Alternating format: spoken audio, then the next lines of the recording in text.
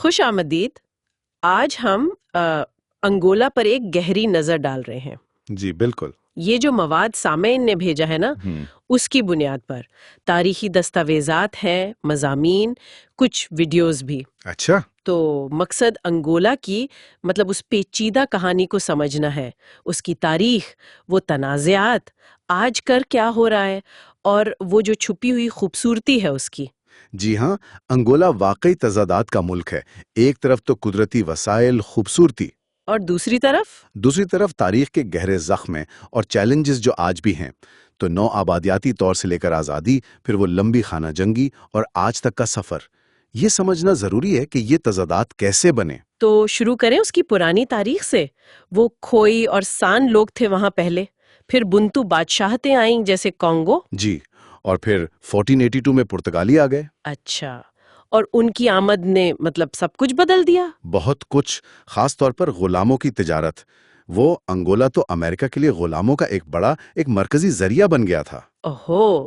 اس نے مقامی معاشروں کو، خاص طور پر جو کانگو کی طاقتور سلطنت تھی، اسے ناقابل تلافی نقصان پہنچایا، اور یہ صدیوں تک چلتا رہا. لیکن پرتگالیوں کا کنٹرول پورے علاقے پر فوراً تو نہیں ہوا ہوگا؟ نہیں، بالکل نہیں. اندرونی علاقوں پر تو آپ سمجھیں 20ویں صدی تک بھی مکمل کنٹرول نہیں تھا. پھر 20ویں صدی میں آزادی کی جدوجہد شروع ہوئی. 1961 میں وہ مسلح مزاحمت. جی ہاں، اور 3 بڑی تحریکیں سامنے آئیں، یاد ہے نا؟ MPLA. ہاں، MPLA جو شروع میں مارکسسٹ نظریات رکھتی تھی. جی. پھر FNLA اور UNITA. بالکل، اور سب کے اپنے اپنے نظریات تھے، اپنے بیرونی حمایتی تھے. پھر 1975 میں آزادی مل گئی. آزادی تو ملی، لیکن امن نہیں آیا. وہیں سے خانہ جنگی شروع ہو گئی. فوراً. اور یہ صرف انگولا کی اندرونی لڑائی نہیں تھی. یہ سمجھیں، یہ سرد جنگ کا ایک بڑا محاذ بن گیا. اچھا، کیسے؟ MPLA کو سوویت یونین اور کیوبا کی حمایت حاصل تھی. اوکے. اور دوسری طرف امریکہ، جنوبی افریقہ، یہ سب UNITA اور FNLA کی پشپنائی کر رہے تھے. تو بیرونی طاقتیں پوری طرح ملوث تھیں؟ بہت زیادہ.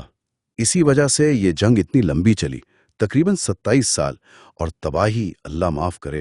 لاکھوں جانیں گئیں، لا تعداد لوگ بے گھر ہوئے، اور ملک بارودی سرنگوں سے اٹ گیا. 27 سال! اور یہ ختم کب ہوئی پھر صحیح معنوں میں؟ اصل میں تو 2002 میں، جب یونائٹا کے رہنما جونس سویمبی وہ مارے گئے، اس کے بعد ہی جنگ رکی. اچھا، تو 2002 کے بعد امن آیا. پھر وہ تیل اور ہیروں والی بات شروع ہوئی جس نے معیشت کو اٹھایا. جی، اس سے معیشت کو ایک دم کافی سہارا ملا، اور چین کا کردار بہت اہم رہا اس میں، بطور پارٹنر بھی اور قرض دینے والے کے طور پر بھی. اور دارالحکومت لوانڈا سنا ہے بہت بدل گیا. اونچی عمارتیں، دنیا کے مہنگے شہروں میں شمار. ہاں، لوانڈا کی تو جیسے شکل ہی بدل گئی، شیشے کی بلند و بالا عمارتیں. لیکن سوال یہ ہے کہ کیا یہ چمک دمک، یہ ترقی عام انگولن تک پہنچی؟ یہی میں سوچ رہی تھی. نہیں، زیادہ تر نہیں پہنچی. یہی تو سب سے بڑا تضاد ہے. وہ تیل کی دولت نے ایک بہت چھوٹی سی اشرافیہ کو تو بے انتہا امیر بنا دیا. لیکن باقی آبادی کی اکثریت شدید غربت میں رہی. اسی لیے اسے شاندار اور مفلس سرزمین بھی کہا جاتا ہے. دنیا میں آمدنی کا جو فرق ہے نا، وہ شاید سب سے زیادہ یہی ہے. اور بدعنوانی کا کیا معاملہ رہا؟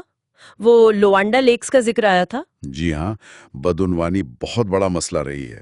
لوانڈا لیکس جیسے اسکینڈلز نے اسے دنیا کے سامنے آشکار کیا. لیکن ان سب مسائل کے باوجود وہاں کا سماجی تانا بانا کیسا ہے؟ سماجی تانا بانا بہت متنوع ہے. اوویمبونڈو ہیں، ایمبونڈو، بکونگو، یہ بڑی نسلی گروہ ہیں. پرتگالی زبان سرکاری ہے، ثقافت پر بھی گہرا اثر ہے، اور عوام نے جنگ اور مشکلات کے دوران غیر معمولی ہمت اور لچک دکھائی ہے. زراعت کا بھی کچھ ذکر تھا؟ ہاں، زراعت جو کبھی بہت مضبوط تھی، اس میں بحالی کے امکانات ہیں، پوٹینشل تو ہے. اچھا، ان تمام چیلنجز کے ساتھ ساتھ وہ جو انگولا کی قدرتی خوبصورتی ہے، ووڈے مائم کی ویڈیو میں جو ہم نے دیکھا، کولاندولا آبشار، وہ تو حیران کن تھیں. ہاں واقعی. اور مایومبے جنگل کا گھنا پن، وہ وسیع ساحلی پٹی، اور لوانڈا میں بھی سبزہ زار. ہاں یہ میں نے کبھی سوچا نہیں تھا. جی، کچھ علاقے ہیں، اور ثقافت بھی بہت جاندار ہے. وہ رقص ہے نا، کدورو، سمبا، किजुम्बा, मौसीकी और लोग भी सुना है काफी दोस्ताना हैं। ये वो अंगोला है जो अक्सर खबरों में नजर नहीं आता। बिल्कुल। लेकिन इस खूबसूरती और सकाफती जिंदगी को जो वहाँ के असल चैलेंजेस हैं उनसे अलग नहीं किया जा सकता।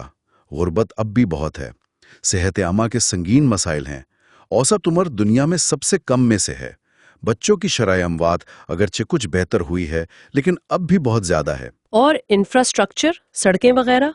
वो जंग में तबाह हुआ था, उसकी बहाली हो रही है, लेकिन मतलब अभी बहुत काम बाकी है। सुस्त रवि से हो रहा है। सियासी तौर पर देखें तो एमपीएलए का ही गलबा है। सदर लॉरेंसो ने बदनवानी के खिलाफ मुहिम तो शुरू की है, लेकिन गहरे साख्ती मसाइल अपनी जगह मौजूद हैं। काबिंडा का भी कुछ मसला है, वो अलग सूबा? हाँ, वो तेल से मालामाल एक्सक्लूसिव है जो मुल्क के बाकी हिस्से से अलग है। वहां भी कुछ कशीदगी और अलहदगी पसंदी की तारीख रही है। तो खुलासा अगर करें, अंगोला एक ऐसा मुल्क है जिसने नौआबादियाती दौर देखा, फिर एक बहुत ही तवील और वहशियाना खाना जंगी झीली, जी। और आज वो वाज़ेह तज़ादात का शिकार है। एक तरफ बेपनाह कुदरती दौलत, दूसरी तरफ शदीद गुर्बत। कुदरती हुस्न भी है, जंग के गहरे जख्म भी, तरक्की की उम्मीद भी है, लेकिन संगीन समाजी और माशी चैलेंजेस भी हैं। बिल्कुल सही। ये एक कौम है जो अपनी तामीर नो कर रही है, वसाइल से मालामाल है, सकाफत भी बहुत भरपूर है, लेकिन उसे अपनी तारीख और हाल के इन पेचीदा मसाइल से निमटना है। तो आखिर में क्या कहेंगे, कोई सोचने की बात? जी, यहाँ सोचने के लिए एक अहम नुक्ता ये है, अंगोला के पास इतने वसी कुदरती वसाइल हैं और उसके अवाम ने तारीख में इतनी गैर मामूली लचक भी दिखाई है। तो सवाल ये है कि मुस्तकबिल में कौन से कलीदी अवामिल, कौन सी तब्दीलियां दरकार होंगी ताकि मुल्क अपनी इस बेपनाह सलाहियत को, इस पोटेंशियल को हकीकी मानों में अपने तमाम शहरियों के लिए मुनसिफाना और पायदार तरक्की में बदल सके। ये वाकई एक बहुत बड़ा और अहम सवाल है अंगोला के मुस्तकबिल के लिए।